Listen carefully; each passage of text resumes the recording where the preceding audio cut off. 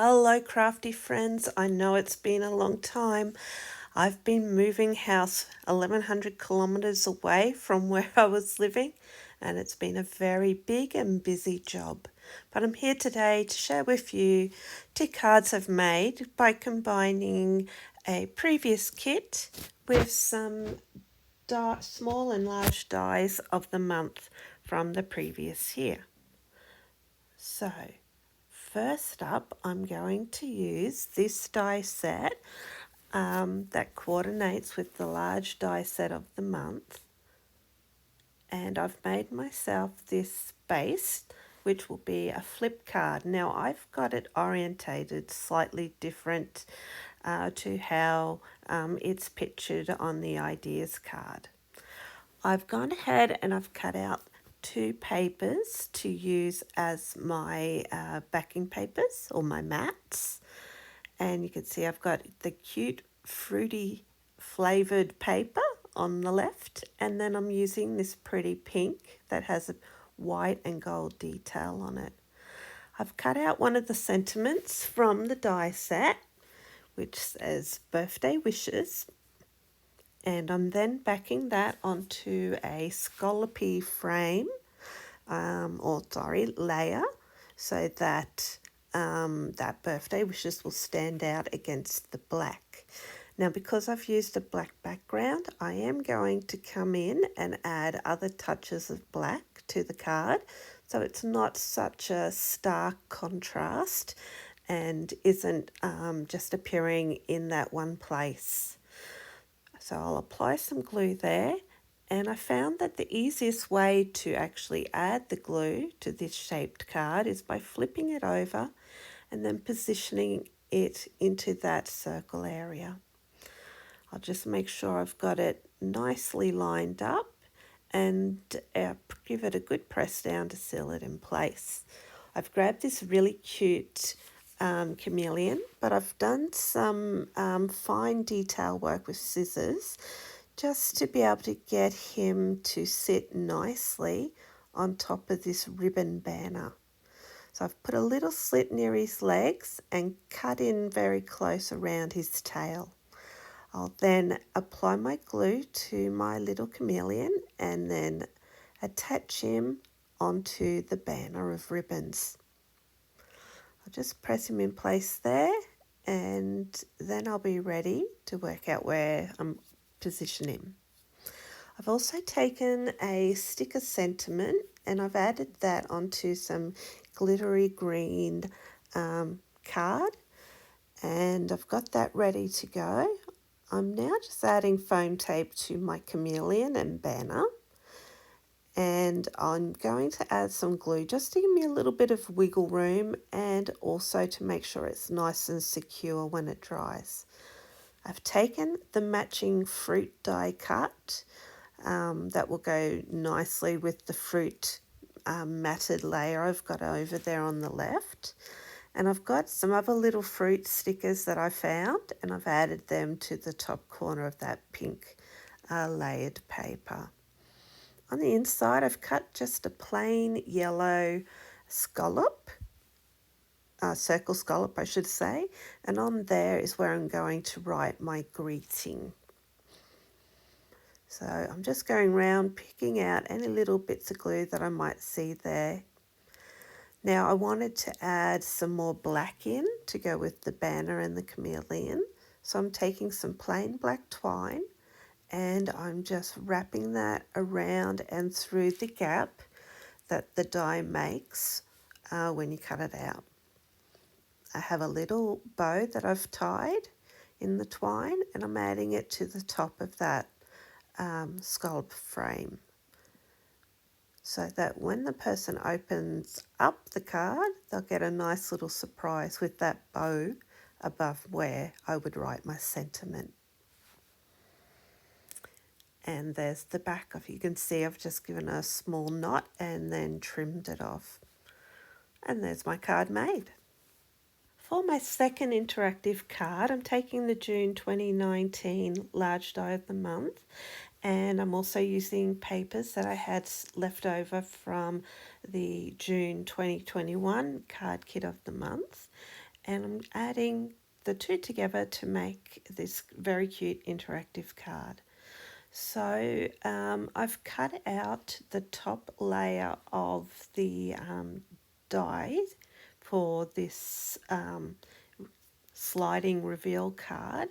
I've also cut that same die out of patterned paper, and I'm going to glue that on top of my white sheet that will be the top or the front of my card. I've added some strong adhesive tape to the background, as well as the inside of the front card panel, which will then be what I use to attach it to the card base.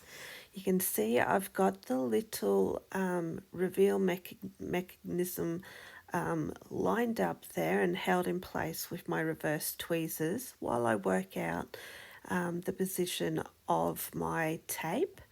I needed to make sure that I had room for the mechanism to be able to go up and down to slide. And there it is. I'm just testing it out. I've also used a scrap piece of that really cute sunshiny paper as my reveal when you pull on that tag. For the front of the card, I'm using the two semicircular shaped pieces, and I'm making myself a circle. I am going to reinforce the circle. I'll use white for the underneath layers, and then I'm using that bright sunshiny yellow to go on top. And this will help strengthen and support any of the additional embellishments I place onto that circle.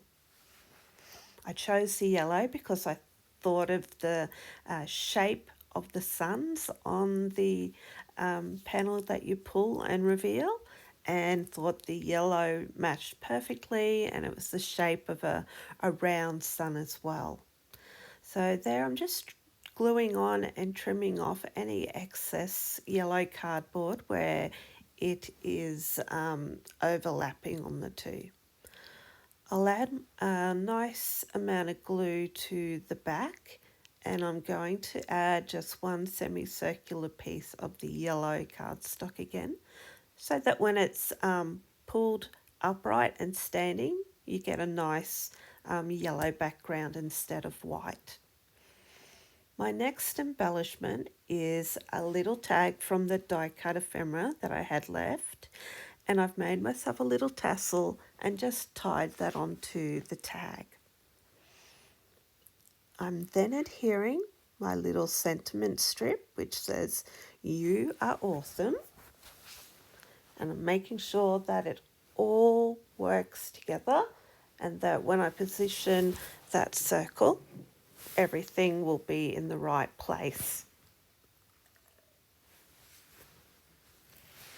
So now that I'm happy with my positioning of my tag and the tassel, I'll go ahead and adhere my circle frame onto my panel. Just tucking it underneath that tag there.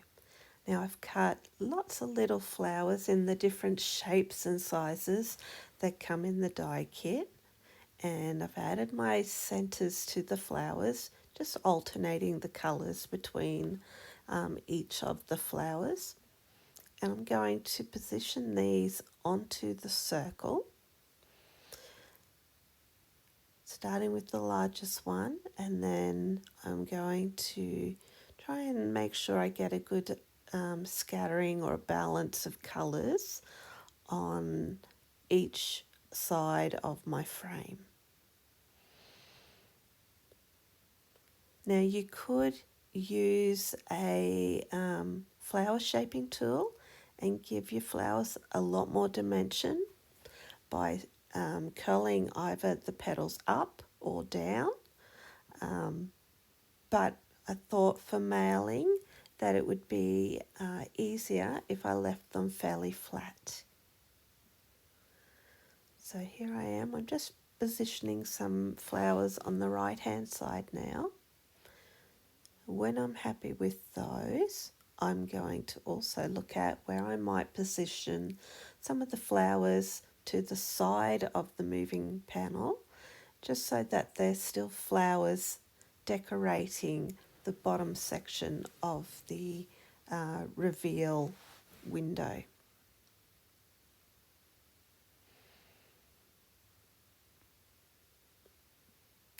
So I've got 3 flowers set up on the left side, and I'm going to do the same number on the right side, just adding in my little flower centres and positioning the flowers where I'm happy with them. And once I've got my large flowers in place on my circular frame, I can come back in with my smaller flowers and fill in some of the spaces as well. I'm not going to cover my circle frame completely with flowers. I want to let some of that lovely yellow shine through and coordinate back with the other papers. And I'm just grabbed this little piece of ephemera that was in our kit, and I'm going to attach that just underneath that little circle for the pull mechanism. And then I was thinking about whether or not I would add any more decoration up around the top of the card. So I'm just trying out to see what I like, and I eventually decide that I just prefer it to be fairly plain at the top there. I've also gone over my hearts with some glossy accents. Now, I had some of these lovely gems from a previous kit left over, and the colours match back really well with the colours in the card that I'm doing today. So I'm just going to get my tool and carefully lift up the yellow gem to start with and place that onto my frame. I'm going to do the same to the other side of my card.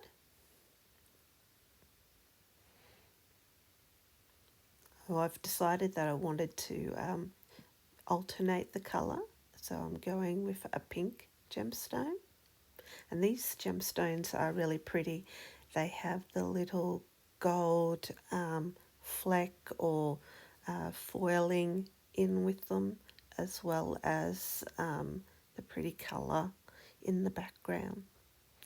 So there I've placed my yellow, and I'm just going to go in and add just a few more of the gemstones.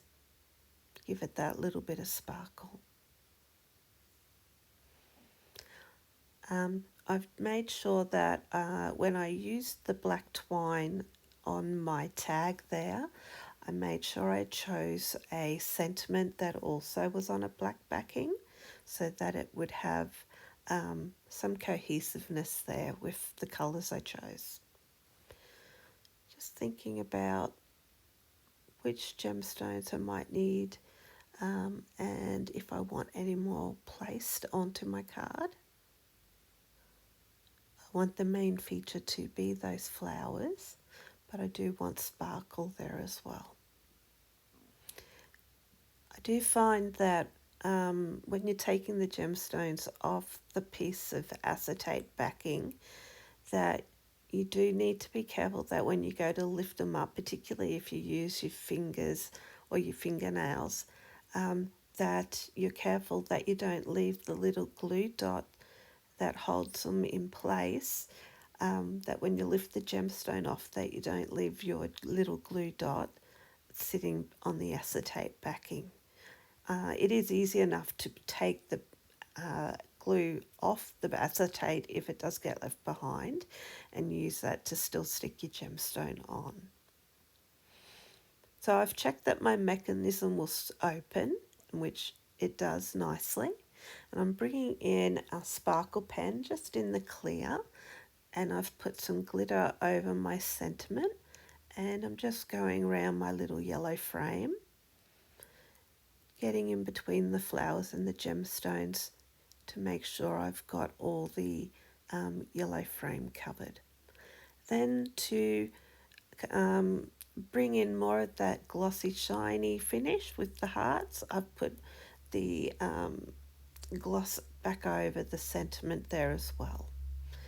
And there's my card. It all moves nicely.